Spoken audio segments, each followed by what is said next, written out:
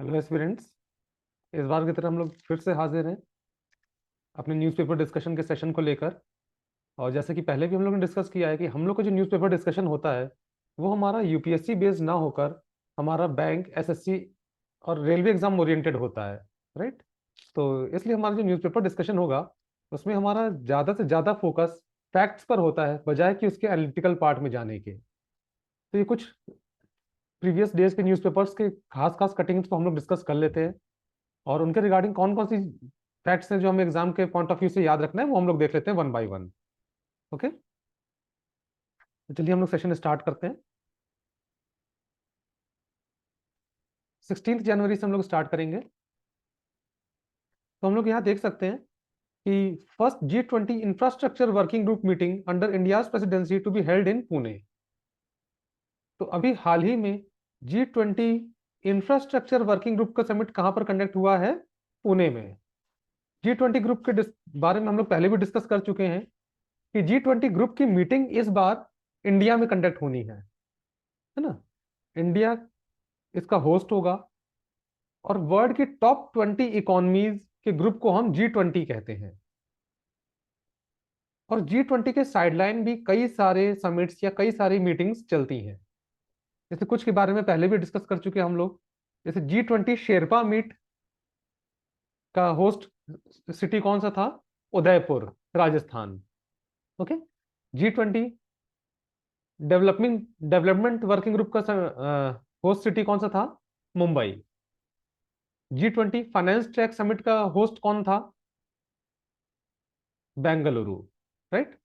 तो इस तरह से डिफरेंट G20 समिट्स के साइडलाइन, G20 समिट के साइडलाइन कई सारे समिट्स होते हैं तो उनके वेन्यू आपको एग्जाम के पॉइंट ऑफ व्यू से याद रखने हैं। राइट। तो G20 इंफ्रास्ट्रक्चर वर्किंग ग्रुप जिसमें इंफ्रास्ट्रक्चर डेवलपमेंट के रिगार्डिंग बात कही गई थी, तो ये समिट कहां पर हुआ? पुणे, महाराष्ट्र। और इसी तरह से इसी क्रम में एक और याद रखना है आपको कि G20 थिंक 20 समिट कहां पर हुआ था? तो भोपाल में। भोपाल इन मध्य प्रदेश, जिसमें कई चीजों पर डिस्कस किया गया। जैसे global governance with life. Life initiative के बारे में जानते होंगे आप लोग। ये पीएम मोदी ने ही एक इनिशिएटिव स्टार्ट किया था, लाइफ स्टाइल फॉर एनवायरमेंट। मतलब डे टू डे लाइफ में ऐसी प्रैक्टिसेस ही हम लोग अडॉप्ट करें जो कि इको फ्रेंडली हो, एनवायरमेंट को अफेक्ट ना करे। तो 5 जून जो कि वर्ल्ड एनवायरमेंट डे के दिन, जो कि 5 जून जिस दिन वर्ल्ड एनवायरमेंट डे आता है, उस दिन ये लाइफ इनिशिएटिव पीएम मोदी ने स्टार्ट किया था। राइट। मतलब वैल्यूज को बढ़ावा देना, वेल बीइंग, हेल्थ को बढ़ावा देना, ये इसका मेन फोकस था। तो वर्ल्ड G20 समिट का थिंक 20 समिट कहां पर कंडक्ट हुआ था? भोपाल में। तो इन दोनों समिट्स के वेन्यूज आपको याद रखने हैं। राइट। चलिए आगे बढ़ते हैं। Next, defence minister Rajnath Singh graces Shaurya Sandhya organised as part of 75th army day celebration in Bengaluru. तो यहां पर हमें कौन कौन से खास खास फैक्ट्स याद रखने हैं? सबसे पहला फैक्ट कि आर्मी डे या सेना दिवस किस दिन आता है? तो याद रखिएगा, आर्मी डे हर साल 15 जनवरी को सेलिब्रेट किया जाता है। क्यों किया जाता है? 1949 में सेम डेट 15 जनवरी के दिन पहली बार इंडिया के एक आर्मी चीफ अपॉइंट हुए थे जिनका नाम था lieutenant general M Cariappa. Okay. तो इससे पहले इंडियन आर्मी ब्रिटिशर्स के अंडर थी और लास्ट ब्रिटिश आर्मी चीफ कौन थे? General sir Francis Bucher. But 1949 में इंडिया ने आर्मी को टेक ओवर किया और पहली बार एक इंडियन आर्मी चीफ अपॉइंट हुए। उनका नाम था एम करियप्पा, के एम करियप्पा। और चूंकि 1949 15 जनवरी के दिन उन्होंने शपथ ली थी, इसलिए आर्मी डे भी हम 15 जनवरी को सेलिब्रेट करते हैं। ओके। और इसी आर्मी डे के उपलक्ष्य में शौर्य संध्या ऑर्गेनाइज की गई, जिसमें हमारे डिफेंस मिनिस्टर ने आर्मी पर्सनल को संबोधित किया। और शौर्य संध्या का वेन्यू क्या था? बेंगलुरु, कर्नाटक। ओके। तो आर्मी डे का डेट याद रखें, it is celebrated on 15 Jain every year. Okay, यहाँ लिखा हुआ भी है।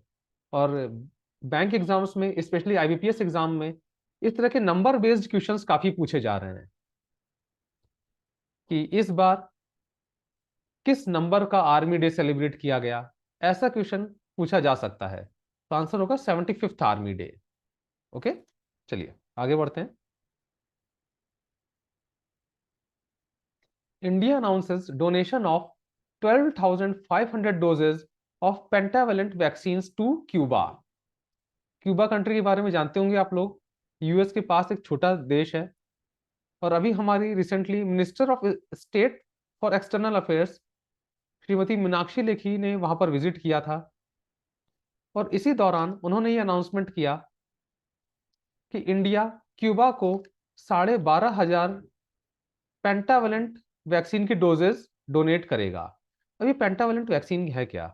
पेंटावेलेंट वैक्सीन का मतलब है इसमें 5 डिजीजेस के अगेंस्ट इम्यूनिटी प्रोवाइड की जाती है। मेनली बच्चों को ये वैक्सीन दी जाती है, जिसमें 5 वैक्सीन के अगेंस्ट इम्यूनिटी डेवलप करने की कोशिश की जाती है, जैसे डिप्थीरिया, पर्टियोसिस मतलब वूपिंग कफ, टिटनस, इन्फ्लुएंजा और हेपेटाइटिस बी। तो ये 5 डिजीजेज हैं जिनके अगेंस्ट इम्यूनिटी डेवलप की जाती है। तो उन वैक्सीन को हम क्या कहते हैं?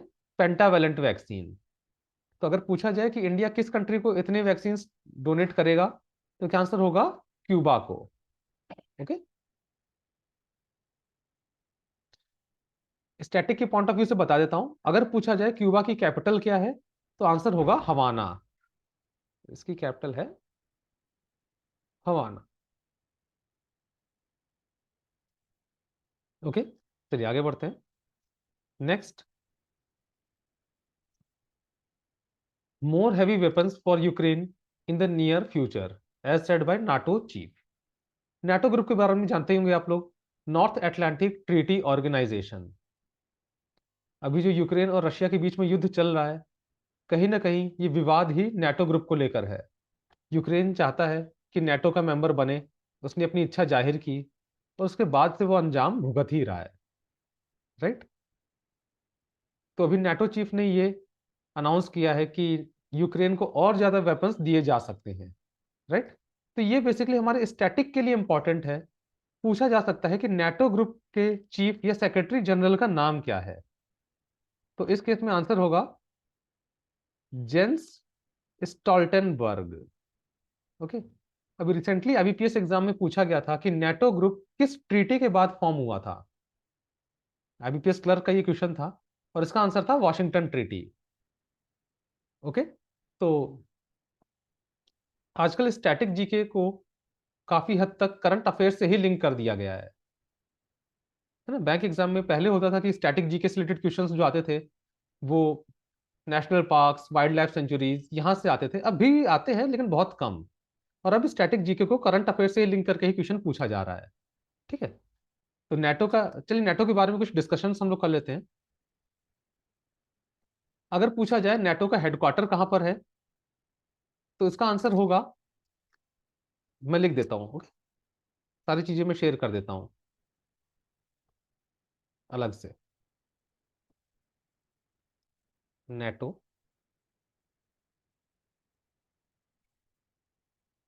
इसका हेडक्वार्टर है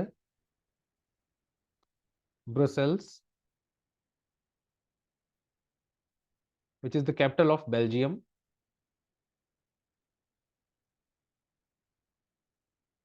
नंबर ऑफ मेंबर्स, अभी इसके मेंबर कंट्रीज कितने हैं? तो इसमें आंसर होगा आपका 30।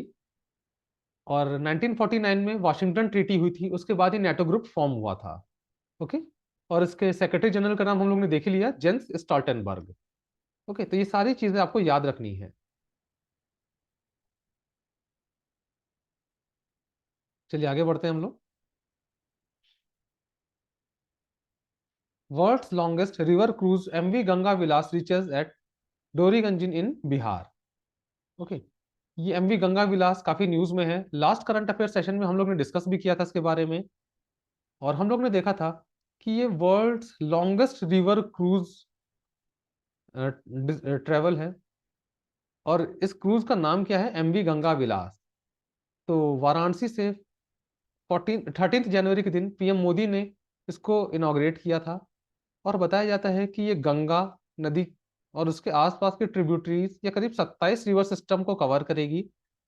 और उनके आसपास जो भी टूरिस्ट प्लेसेस हैं, जैसे कल्चरल साइट्स या नेचुरल नेशनल पार्क्स हो गए या हेरिटेज साइट्स हो गई, उनको कवर करेगी।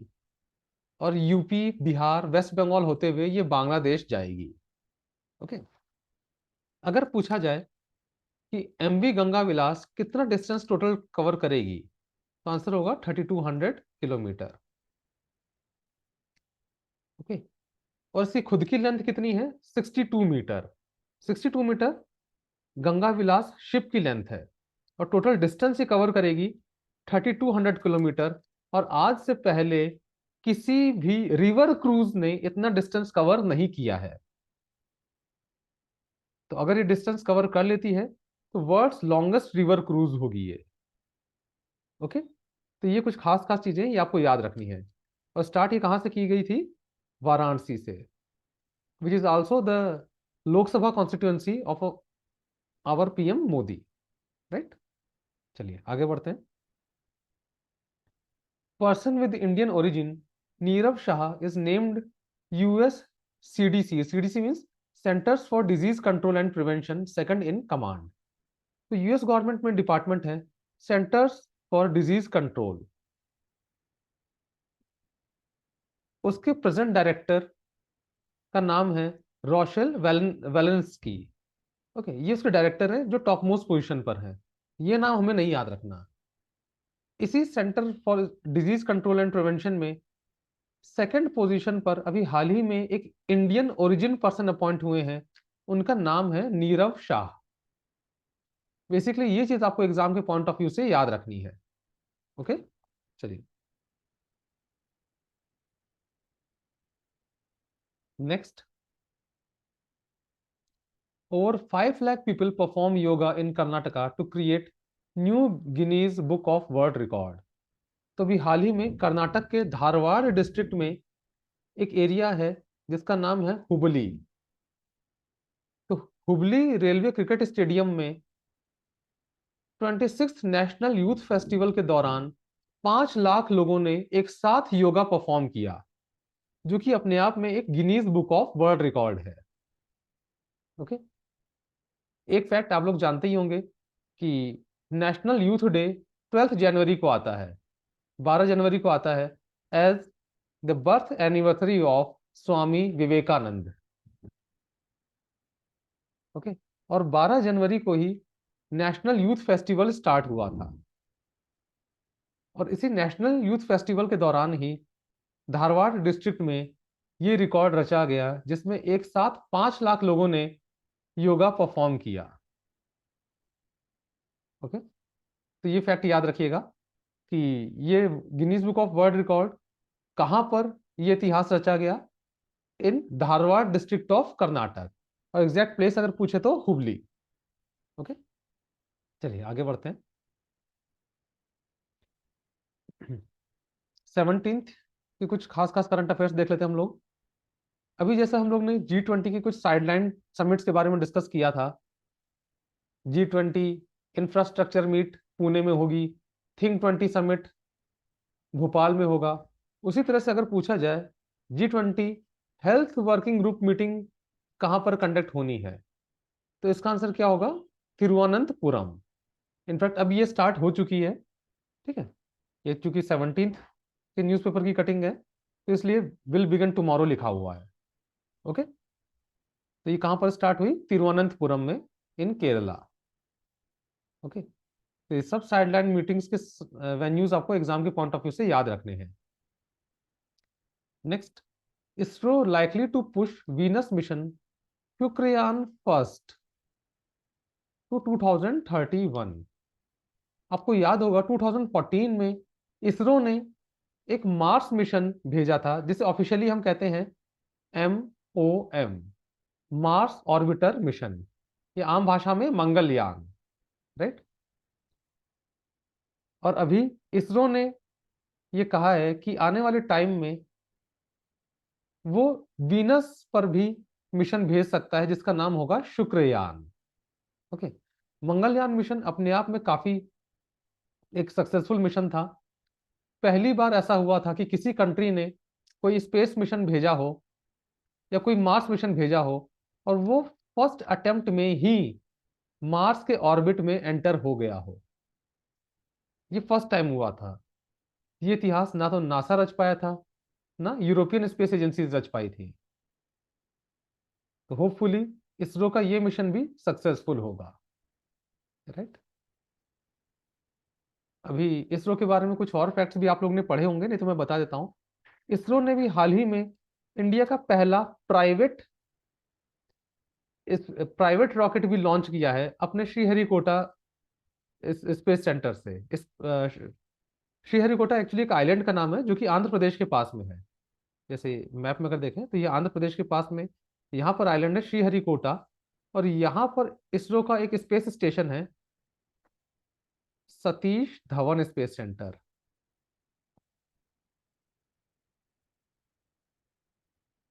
और इसी सतीश धवन स्पेस सेंटर से रिसेंटली एक प्राइवेट मिशन भी लॉन्च किया था इसरो ने, प्राइवेट रॉकेट भी लॉन्च किया था जिसका नाम था Vikram S, which was the first private rocket launched by ISRO. ठीक है। तो ये फैक्ट याद रखिएगा, मैं लिख भी देता हूँ। First private rocket launched by ISRO. Okay. चलिए आगे बढ़ते हैं हम लोग।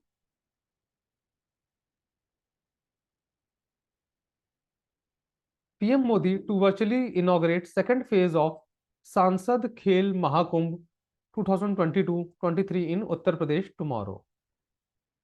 देखिए यूपी में एक डिस्ट्रिक्ट है, बस्ती डिस्ट्रिक्ट। उस बस्ती डिस्ट्रिक्ट में एक मेंबर ऑफ पार्लियामेंट है, एक सांसद है जिनका नाम है हरीश द्विवेदी।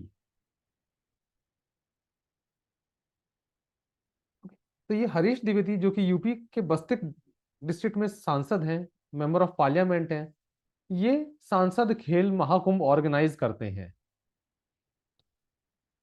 और पीएम मोदी ने भी हाल ही में वर्चुअली इसको इनॉग्रेट किया है।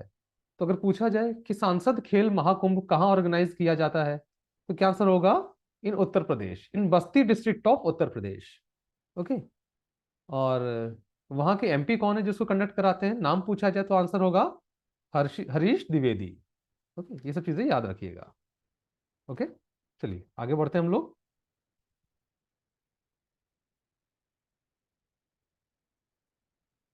Jaisalmer ranks number second of 112 aspirational districts in country.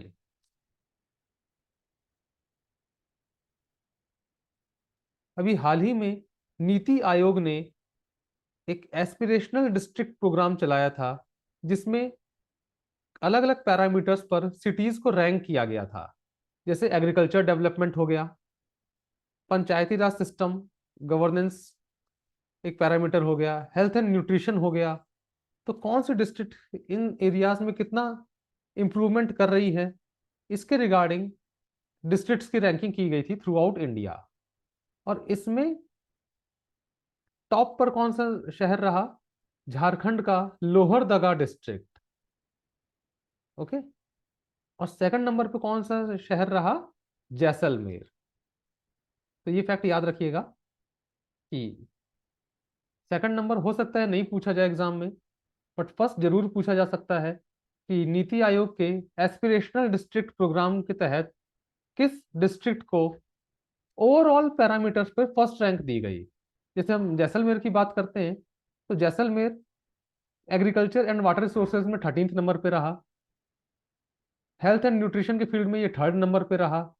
तो अलग अलग पैरामीटर पे आपको याद रखने की जरूरत नहीं है, आपको बस ओवरऑल परफॉर्मेंस के रिगार्डिंग रैंकिंग याद रखनी है।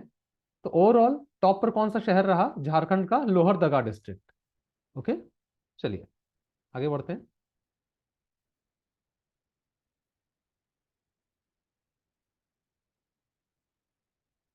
नेक्स्ट,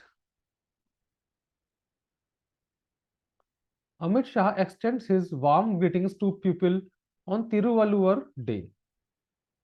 अगर आप साउथ से बिलोंग करते हैं तो जाहिर सी बात है संत कवि तिरुवल्लुवर को जरूर जानते होंगे। अदरवाइज जो नहीं जानते उनको बता दूं मैं, ये तमिलनाडु के बहुत प्रसिद्ध संत थे और वहाँ के लिटरेचर डेवलपमेंट में भी इनका काफी योगदान है। अगर संगम लिटरेचर के बारे में सुना होगा तमिलनाडु के, तो उसमें भी इनका बहुत अहम कंट्रीब्यूशन है। और इनकी बर्थ एनिवर्सरी को तिरुवल्लुवर डे नाम से मनाया जाता है, जो कि 15 या 16 जनवरी को आती है। नॉर्मली 15 जन को ये मनाई जाती है, और लीप ईयर जब होता है तब इसे 16 जन को मनाते हैं। ओके, तो आपको बस खाली ये याद रखना है कि तिरुवल्लुवर डे कब आता है, तो 15 या 16 जनवरी को। ठीक है। अभी 15 जनवरी को एक डेट और डिस्कस किया था हम लोगों ने, नेशनल आर्मी डे, है ना, राष्ट्रीय सेना दिवस। सॉरी, नेक्स्ट एक न्यूज देख लेते हैं हम लोग।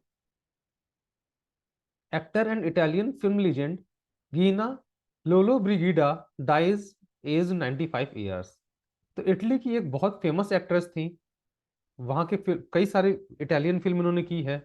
इनका नाम था गीना लोलो ब्रिगिडा, जिनकी 95 साल की उम्र में डेथ हो गई। ओके, तो हो सकता है नाम देकर पूछ लिया जाए कि ये एक्ट्रेस किस कंट्री से बिलोंग करती थी, या फिर पूछ लिया जाए कि हाल ही में फेमस पर्सनालिटी गीना लोलो ब्रिगिडा जिनकी अभी डेथ हुई है, इनका संबंध किस फील्ड से था। तो आंसर होगा एक्ट्रेस। ओके, तो ये कुछ बेसिक चीजें हैं जो आपको याद रखनी है। फाइन, चलिए आगे बढ़ते हैं। अब आज की कुछ न्यूज देख लेते हैं हम लोग 18 जनवरी की। India Russia begin manufacturing of AK-203 assault rifles in यूपीज Amethi. Okay, Russia की हेल्प से कई बार राइफल्स हम लोग ने मैन्युफैक्चर की है, जैसे AK-47 जो सब लोग जानते ही हैं, सबसे पॉपुलर है, राइट। वैसे ही अभी हाल ही में ये अनाउंसमेंट किया गया है कि रशिया की ही हेल्प से AK-203 राइफल्स भी मैन्युफैक्चर की जाएगी। ओके, तो एक तो कंट्री का नाम याद रखना है कि किस कंट्री की हेल्प से इंडिया ये प्रोड्यूस करेगा, मैन्युफैक्चर करेगा AK-203, रशिया। और ये मैन्युफैक्चरिंग यूनिट कहाँ लगाई जाएगी, यूपी के अमेठी में, है ना। अमेठी डिस्ट्रिक्ट जानते ही होंगे, कभी राहुल गांधी वहां से चुनाव जीतते थे, है ना। इस बार तो हार गए थे बेचारे, बाकी अगली बार देखते हैं क्या होता है, राइट। तो यूपी के अमेठी में ये AK-203 असॉल्ट राइफल की मैन्युफैक्चरिंग यूनिट स्टैब्लिश की जाएगी। ये चीज आपको याद रखनी है। ठीक है, ज्यादा डिटेल में हम लोग जा नहीं रहे हैं क्योंकि एग्जाम के लिए इंपॉर्टेंट नहीं है।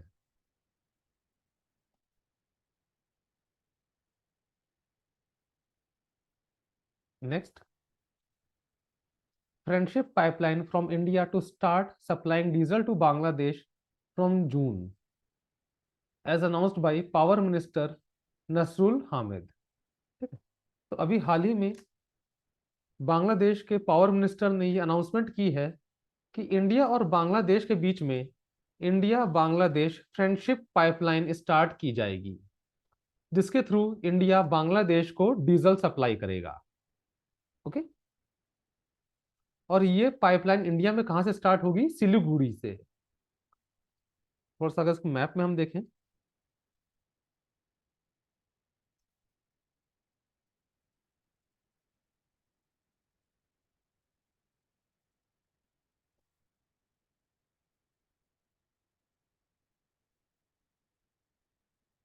तो ये हमारा सिलीगुड़ी बाईपास पड़ता है, सिलीगुड़ी एरिया पड़ता है, बांग्लादेश के काफी बॉर्डर में ही है। और यहाँ से ये India Bangladesh friendly pipeline start की जाएगी। ओके, इसकी टोटल लेंथ 131.5 किलोमीटर होगी, जिसमें इंडिया में ये खाली 5 किलोमीटर तक रहेगी, और बाकी 126.5 किलोमीटर बांग्लादेश में रहेगी। ओके, तो अगर पूछा जाए कि किस कंट्री के साथ इंडिया ने डीजल सप्लाई करने के लिए फ्रेंडशिप पाइपलाइन से रिलेटेड एग्रीमेंट साइन किया है, तो क्या आंसर होगा, बांग्लादेश। ओके, ये आपको याद रखना है। इस इंडिया बांग्लादेश फ्रेंडशिप पाइपलाइन की लेंथ कितनी होगी, 131.5 किलोमीटर, और इंडिया में कहां से स्टार्ट होगी, फ्रॉम सिलीगुड़ी, आसाम। ओके, ये चीज याद रखिएगा। चलिए आगे बढ़ते हैं।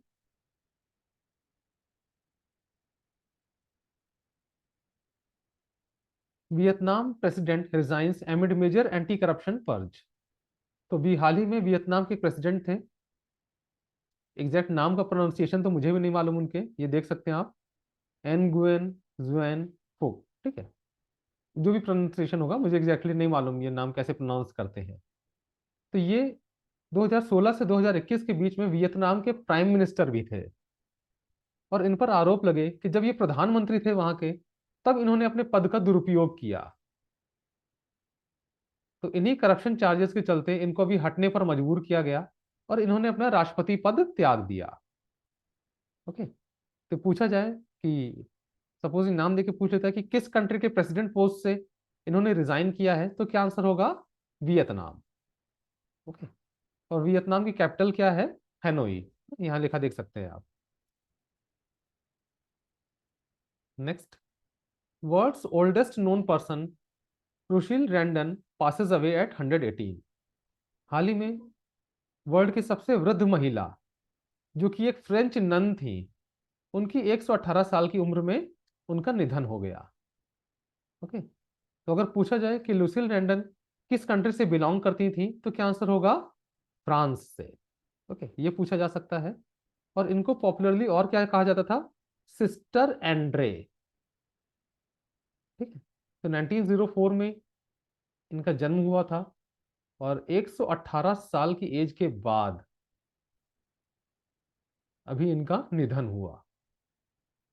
तो 118 साल तो बहुत होती है ना। बिल्कुल, आपके एग्जाम के लिए कंट्री पूछी जा सकती है कि किस कंट्री से बिलोंग करती थी, तो आंसर होगा फ्रांस। ओके, तो ये कुछ अभी हाल ही के करंट अफेयर्स थे जो न्यूज़पेपर के फॉर्म में हम लोग ने डिस्कस किए। ओके, तो आज के सेशन को हम लोग यहीं एंड करते हैं। अगर किसी का कोई भी डाउट हो, तो please feel free to ask question in comment box. बहुत जल्दी मैं टेलीग्राम ग्रुप भी बनाने वाला हूँ, उससे भी आप जुड़ सकते हैं, और उस पर भी आप अपनी क्वेरीज पूछ सकते हैं। ओके, चलिए आज के सेशन एंड करते हैं। Thank you, thanks for the day.